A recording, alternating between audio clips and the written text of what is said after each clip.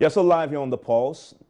My name is Evans Mensah. Now, the rate at which students fail mathematics can only be reduced if the approach to the mode of instruction is considered. Now, a teacher-based focus should be the new paradigm to teach and encourage students to better appreciate the learning and application of mathematics. This is according to Professor Situfe Yanku, President of the Mathematics Association of Ghana. In addressing the problem, the association, in collaboration with some training colleges of education in the country, have been holding a hands-on practical lesson on how best to teach mathematics in schools. Among the participating colleges were Akachi, the Gambaga, Tamale, and Hohoi colleges of education. Professor Anku is optimistic students can only love maths if the teacher teaches it right.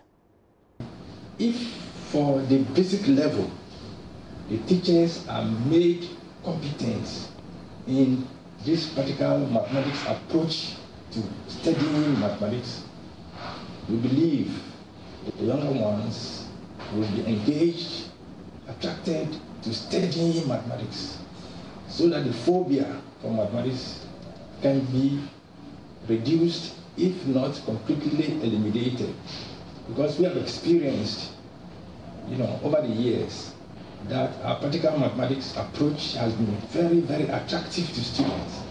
And many students who have gone through our hands using this approach have turned out to be excelling in their mathematics in various schools.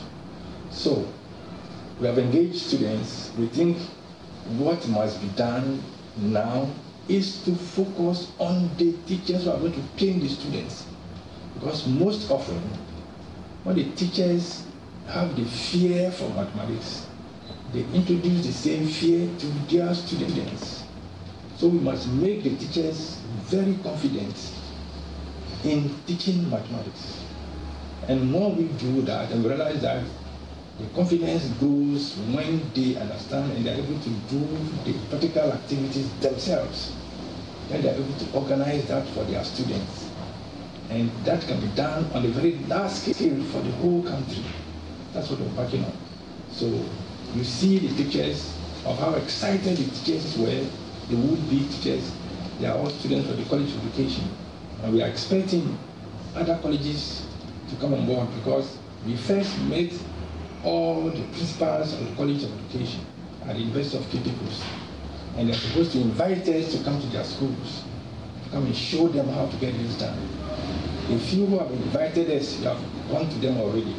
We are waiting for the rest. So we hope that this approach will help remove the fear of mathematics and the failures that are truncating the lives of many, many, many students, so that they cannot continue their academic life, to do whatever is necessary for them to help in the development. So maths is one of those subjects that many of us fear. But from my own experience, I can tell you, if you start at the very basic level, when before you even become an adult, I guess the fundamentals are most important. If the child gets to learn and imbibe the mathematical principles and enjoy playing with it at a very tender age, I guess then you build a solid foundation for the child to accept maths as a subject that is both enjoyable to learn, but also very useful once you grow. And one person who understands how to do this at a very tender age is Mrs. Nana Pokwabani, who is the managing director of Honeywell School, one of the best preschools you can find anywhere in the world, not to even mention Ghana. Joins us in the studio right now. Mami Nana, thank you for joining us. Thank you, Evan. Yes, and I'm saying Mami Nana because that's how she's affectionately known by her pupils at Honeywell School. You had the maths was one of those subjects that most people fear. Yes. But for, I guess, and I'm making a session that if you start the fundamentals right at an early age, say from as early as 1, maybe when a child is 1, you can get them to accept this. Yes. Is that true? It's very true, Evans. Before I even talk about math, I want to say that a child learns right from when they are in the womb. Okay. And so they start learning So let's talk about when they are out of the womb. They start learning from the moment they hit the ground forever, you know, till whenever, forever actually. So when you have a school, and that's preschool for that matter, let me concentrate on math. Yeah. There are different categories of development that are all interconnected. And you don't have to isolate just one subject and let that be easy for the child so that the child sees this as not being integrated into the other subject. So for instance, in Honeywell, when we say we are going to teach numeracy, you hear the children counting, and there is also application of whatever you learn. It doesn't have to be by rote. Say after me, 1, 2, 3, 1 plus 1, 2, Which is what we all two. did. It is wrong. And that's what is causing a lot of the children to fear math. I love math and science because I still hate maths. I love math. Yes, I mean I love linear inequalities, all kinds of algebra, that kind of thing. And I know that you can even start teaching a child algebra from 4 or 5 years. That is if you integrate, you just have to take maybe 2 apples, 2 bananas, and then you add them, and then you say how many of X is this and how many of Y is that. But you have to teach them integrating it with so many other things. Yeah. So if it's multisensorial, you know that they'll see 2 different colors of the banana, 2 different colors of the apple, and then they'll see the figures, and then you tell them in a story form, and then you take 2 children, how many do you have? One person will count it, and then it becomes such a joy for them to study. They will always come back and ask you for more. I see. So we had the prof there say that the teachers, focus on the teachers is important, yes. that what the teacher does. Tell me about the Honeywell experience. How do you do it? I mean, because, I mean, he put the teacher at the center of it all. Yes. Is that the case too? Yes. There's something I want to also say about the teachers. Most of the time people say, oh, they are giving my child a lot of homework. When you see the homework, it's good. Evans, my grandmother was a baker and my grandfather was a farmer. How was he supposed to teach my father for my father to become a university professor? Yeah. The teachers have to do a lot of work and the parents have to complement it, especially in preschool and at the foundation. So the teachers have to be trained also not to fear the subjects of math, and then they have to be trained in a way. They need a lot of patience and experience to be able to teach math and science and all other subjects. Yes. The important thing from what we heard there is, and I think you just touched on it, that the fact that the teacher himself or herself should not fear. But when the teacher fears it, then it sort of transmits that fear to the child, so to speak. Yes. One of the things that I've heard about the Honeywell experience is about how the teachers there bond with the kids. Yes. How do you get to have a teacher who it's not teaching, but it's bonding with a child? Because there's a difference there, because teaching is simply there's a teacher-pupil relationship, but then you go beyond that to having a bonding affair of a sort where you know children will not take medicine at home, but once you bring a child to your school, the child instantly will accept that medicine that will be rejecting when the father and the mother is trying to give them. You want me to know the secret? Okay. Preschool experience. Preschool is about cognitive development for the child, and also about social and emotional development, and the bonding is part of that development for the child. You have to get a situation where you have to work at it, work, and bond with the child. When we were younger, we were told, don't speak when there's an adult. In Honeywell School, it's not like that. Every child can run to me and tell me something. You know what they say in our traditional setting? A child must be seen and not heard. That's not the practice there. No, it's illegal in my school. I see. You have to listen to every child. In Honeywell, everyone counts. And actually, I get worried when a child is not speaking enough, because, well, there are non-verbal ways of communicating, but I prefer the verbal ways. That's how you get to know what's going on in a child's mind. And the teachers have been trained never to make a child feel hesitant to beat them or hit them, or I mean, sometimes people will say we don't hit in our school, but there are ways and means of, passively, aggressively making the child be reluctant or hesitate to approach you, an adult. And it's not about spoiling children. Oh, these children, they say whatever they want. They don't say whatever they want. That's Ashley say what he likes. No. He's disciplined. And at the same time, too, he knows what to say and what not to say. The world out there is big and it's not perfect. So when a child hears something and it's wrong, they will tell you, Mommy, Nana, we heard this. And I'll say, well, that's not so good. You don't have to say that. But they know it exists. And so bonding with the children is number one. If you don't take that child as your child or what you would want your child to experience, there's no way you'll be successful in teaching them. You touched on something about values. Yes. And what are the values? What values you use? Because early childhood education is so important. I was just reading the UNESCO report on Ghana about how we are not doing so well in that regard, especially in the public schools at that level. But yours is definitely an example. We'll talk a bit about the vision and how you've expanded and the international recognitions you've been getting from kids who go out there and compete. What values underpin your philosophy? Values.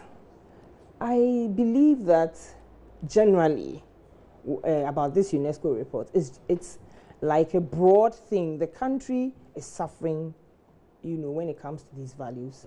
And a lot of it is coming from home, in the families.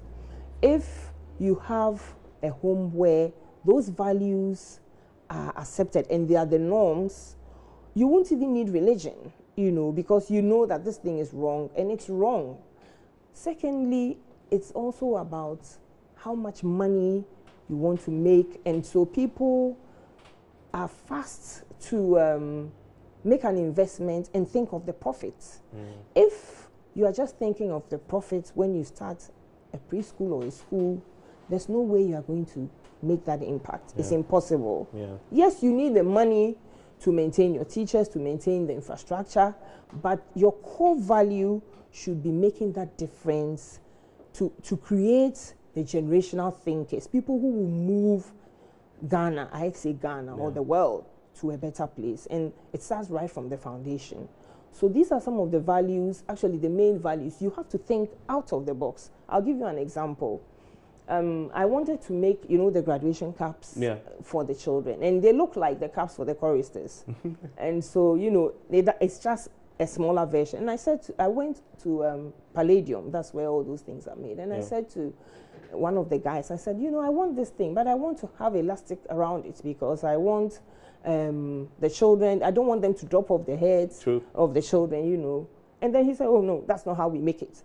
Evans, I went to about 20 different shops. Everyone said to me, no, madam, we can't do it. That's not how we make it. And I said, you see my phone? It didn't have a camera about 2 years ago. But it has a camera now. So you have to always be thinking about the future. You have to think out of the box perpetually.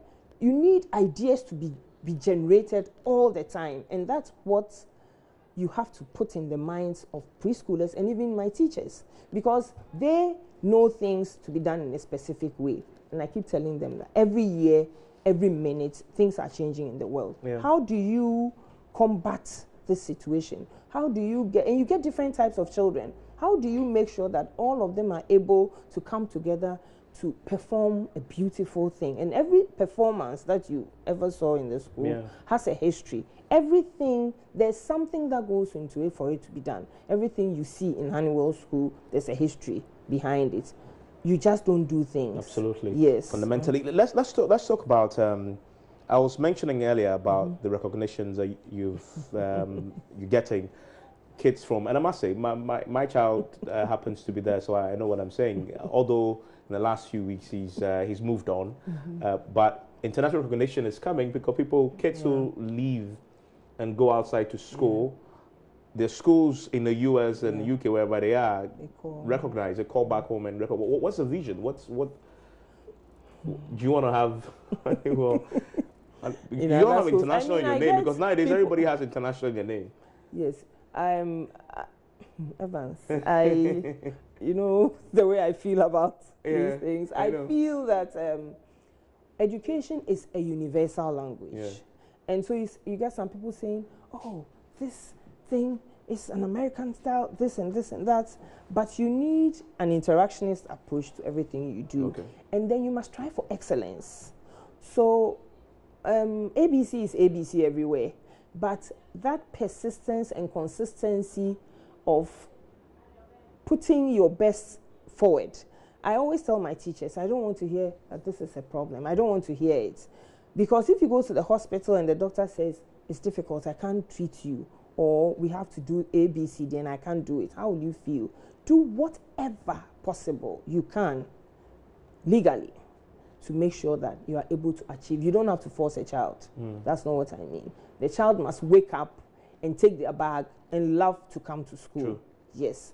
And so with activities, Evans, there are thousands of activities that we have in Honeywell. Some are field trips. Once you teach them something, they must be able to apply it. True. Understanding the world is one of our major curriculum development points.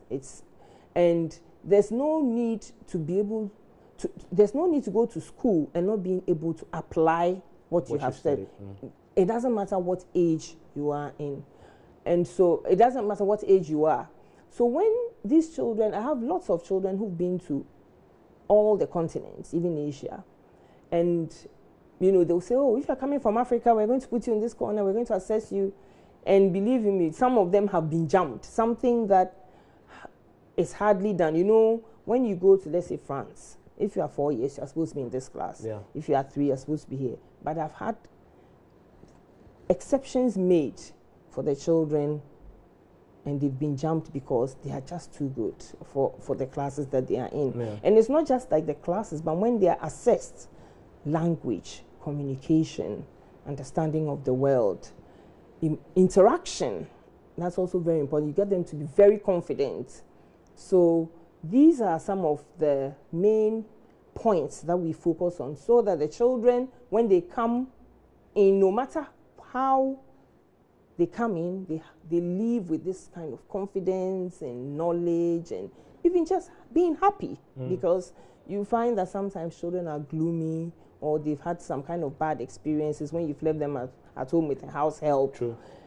Sometimes they're even damaged, but you won't know because it's the subconscious, so you won't know. But when you bring them in and they speak to us, we speak to them, the teachers quickly point out to you that maybe they have this issue or they have that challenge, and then we start working on it. And I get a hint that there's an expansion policy in place? Yes. So far, we're in Ghana, but we've got about 3 different people calling us from the various countries for us to come in. But already in Ghana, you have more than one location we have, for that? Yes, we have one in Kutam Estates, in Oyarifa, Pound Valley Estates. Yes, it's a beautiful school, and it's supposed to serve those in that area on the Kwapem Ridge, Adenta, Oyarifa, and we have quite a number of children there too who are having a beautiful experience. And we know that with time we will be able to expand, so that this experience is not the preserve of just maybe, should I say, expatriates and that kind of thing. Every working family, mother, father, family, is supposed to enjoy a quality preschool experience, because preschool is also family oriented. The child is not just going to school and learning and coming home. They are supposed to make an impact in their family, make their parents happy and proud. And, we take physical development also into consideration, motor development, nutrition, health, and all that. So we are expanding. We are in Kutam Estates, Oyarifa. It's a beautiful place. We are also in West Airport. And it's one thing talking about it, but you have to come and experience the Honeywell experience. A final question about, because this is within the context of the Ghanaian educational system generally. And how important is early childhood education to how an individual turns out when he grows, or to the general overall education system as we have? I mean, we all know our education system has the most challenges. Yes. Everybody now wants to move their kids from a public school to private school because they believe that a public school is better. How if we want to fix a broken system that we have on our hands with the education system generally, I'm sure you remember last year there was a big conversation about a preschool textbook, which said that what you use a head for, and we are teaching our kids in the public schools that you use your head for carrying load. How important is early childhood education to a proper education system, properly functioning one? Evans, early childhood education is the foundation of your education and is the most important part. Why do you call it foundation? Because that's what's holding you for life. You see, how do you build something? I hear people come in and say, oh, we want to wait so that we take them to a good school later on. I can't understand that. Some people say, well, we didn't get this. And you need a lot of apparatus and toys to teach the children. Oh, we didn't get this, but we turned out all right. You don't know what you are saying when you say that. The foundation of everything is the strongest part. I mean, I struggle because I had a terrible foundation. I terribly struggled. I only got to know library when I was in JSS 1. It's absurd. You need a good foundation, and that's where I want this current government to do something about. Instead of leaving early childhood for social welfare, I think the education... I think it's still under early social welfare, isn't it? It is under social welfare. But the education ministry has to take it up because you have to link it to primary education. True. And so that's why it has to be between the social welfare and the education ministry, so that we will not rob them. Because everyone wants to go to the private school. So what about those who cannot afford to go to private school? The foundation is very important. It shouldn't just be a gloss over of policy. It should be, it's the heart of education. You would think that when they grow up, okay, Evans, tell me, if they tell you something is a helix structure, DNA, molecules, we have star builders. So before even the child gets there, they know that they can build something. And then when your biology teacher talks about it, you know what it is. So you need all these little apparatus to build up your preschool experience so that you apply it when you are much older in primary education. So if you miss out, you find that it's difficult. You know, there are critical periods in cognitive development. It's like, you know, when you do research, there are certain things that if you never got used to it, that's it for life. But I mean, there are interventions and all that. But if we are not able to get good preschools, we will not be able to develop our children to their maximum potential. And you know, there are so many options that are available for you when you go to a good preschool. So I think that the government should look into it. And I was happy when I heard the minister talking about stages reading for children when it was being vetted. So I hope that, you know, it will be taken up, you know, by his ministry. I mean, I want to say a big thank you for joining us and helping us understand how important this is. Just checking her name out before I came on the set. You can find that on honeywellschools.com though. Fantastic. I didn't know that you had a website. We do. I had no idea you had a website until today when I checked it. On the spot. On the ground person. Yes. Okay. Thank you very much, and You're thank welcome, you for joining us. That's the Managing Director of Honeywell School, Mrs. Nana Poku-Abani, still here on the polls. And talking about education, part of a huge decentralized education is a key thing, because as we know, many parts of the world, education has to be local. If you go to the UK, where you live is where you school. You cannot live in Accra and be schooling in elsewhere in the country, and that's why local government is important. Today, the Ministry of Local Government and Rural Development is investing in the training of all metropolitan, municipal, and district chief executives with a view to empowering them to efficiently deliver on their mandate. At the opening of the training workshop this morning, JoyNews' Roland Walker spoke to two of the participants on their own expectations. Key among the issues that came up, of course, was job creation, also tackling sanitation in their respective assemblies. I believe the municipality will have to be enhanced in the area of good sanitation, being able to create jobs for our teeming youth, and also ensuring that the campaign promises, as the president gave, come to fruition. But you know that you'll be a municipal chief executive for everybody else, and not only one side, right?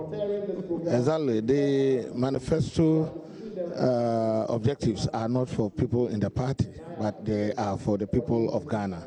because they seek to the improvement of everybody. I know Infantiman very well, but I know that there are serious challenges with, as far as we're concerned, the poverty levels, but more so creating jobs for youth who want something to do. Is there a concern for you as well? Yes, it's a very serious concern for me. We are tackling those issues one after the other. Currently, we are trying to groom the youth to be employable, because we realize that most of them are not employed and do not have the skills to be employed. So next week, Monday, for instance, we've invited the Institute of Accountancy Training and the Institute of Chartered Accountancy Ghana to come. We're organizing a youth educational forum to come and brief the youths about the opportunities in taking the courses at their end, so that they become employable after they've gone through their courses. We'll also help the youth. We'll help them by paying some of their fees for them to be able to go through their courses. We want to get them skilled, get the skills for them so they will be able to deliver and be employed, so that they can lead very meaningful and decent lives.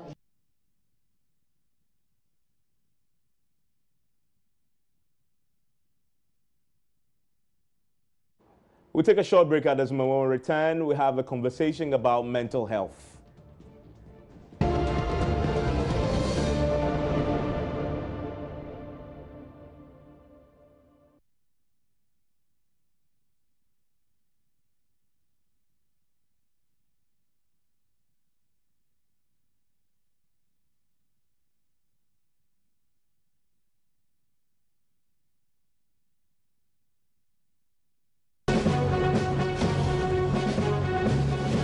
This week, we're walking in the shoes of Mami Fuatando, owner of Love Ankara, the beautiful ballerina shoes made from African print. This was the very first pair that was made.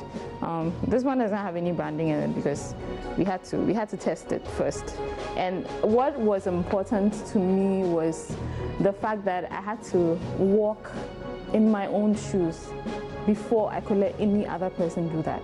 More from Mami Fuatando on the love for fashion and all things print this Wednesday on the Joy Business Van, on TV, radio, online and on ground. Is empowered by Joy Business and supported by Busy, Great Things Happen, and EcoBank, the Pan-African Bank.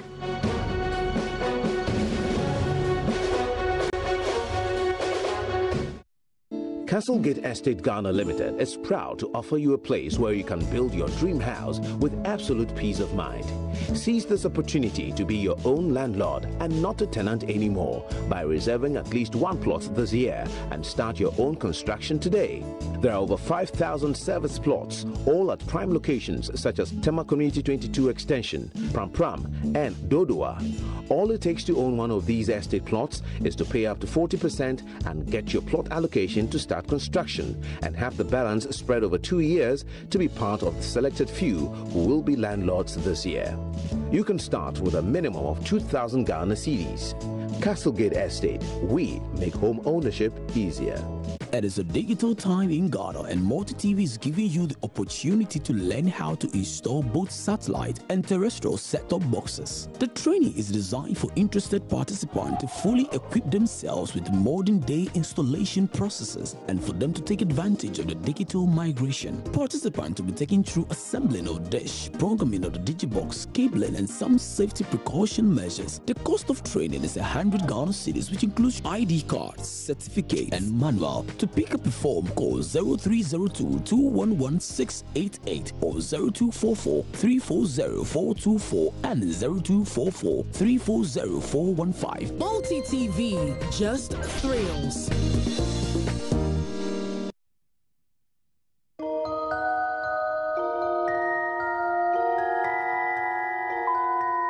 Now, another suicide case has hit the country's university fraternity. This morning, a level 400 female student of the University of Ghana, Legon, was found lying in a pool of blood on the ground. We have a very tall building in the office, up to the 9th floor.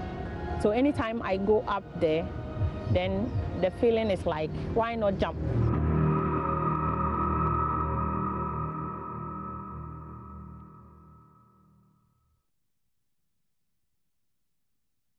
News presents MNC Properties Multi-TV Habitat Fair 2017, supported by the Ministry of Water Resources, Works and Housing. MNC Properties Multi-TV Habitat Fair 2017 is bringing together all financing companies, construction companies, real estate developers, home furnishing, and many more. Visit the mini MNC Properties Multi-TV Habitat Fair at the West Hills Mall from Saturday, July 29 to Sunday, July 30, 2017, 8 a.m. to 8 p.m. daily to receive all your housing and household needs. Attraction, free playground for kids during the fair. MNC Properties Multi-TV Habitat Fair 2017 is brought to you by MNC Properties, Choice of Class, Sethi Realty, the future of living, Electroland Ghana, home of electronics and appliances, NASCO, bringing home happiness, Elegant Homes and General Construction, where quality meets value, Caspong Limited, your home of quality marble and granite, feel at home, 3D Home, living your dream, JL Properties, we build you a home, Wilkins Engineering,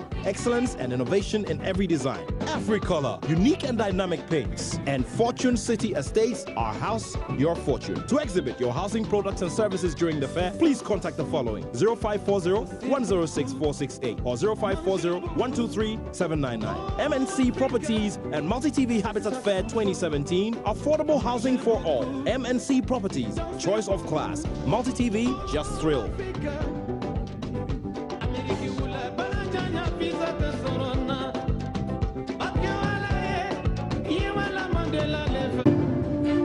Unraveling the complex issues with tough questions, connecting you with those who make the news and those behind the news. Together with you, we get Upfront. Upfront with Raymond Aqua, Wednesdays and Thursdays at 6 p.m. on JoyNews.